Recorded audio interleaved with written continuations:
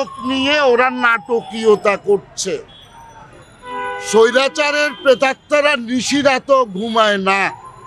স্বৈরাচারের প্রেতাত্মাদের কবলে রিমান্ড পড়েছে।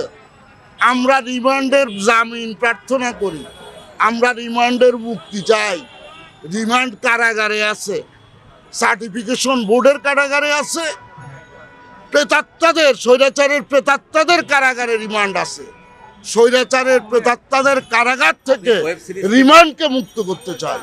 বিষয় একটা, যারা এই স্পিরিটের সাথে যুক্ত, যারা ছাত্র জনতার গণ আন্দোলন, গণবিস্ফোরণ, গণ অভ্যুত্থানের সাথে যুক্ত, এই স্পিরিটের সাথে যুক্ত, তারা দেখে উজ্জীবিত হচ্ছে, প্রফুল্ল হচ্ছে, অনুপ্রাণিত হচ্ছে, সাহস সঞ্চয় করতেছে।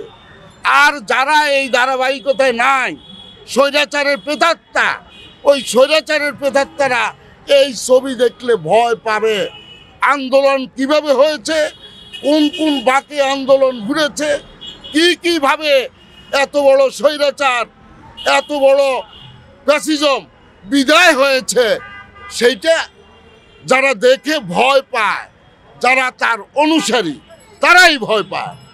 এবং সার্টিফিকেশন বোর্ডে যারা আছে, তারা এই ছবি দেখার পরে তারা এইটার সাথে নীতিগতভাবে, মনের সাথে, চিন্তার সাথে, বিবেকের সাথে, মননের সাথে তারা একমত হতে পারে না।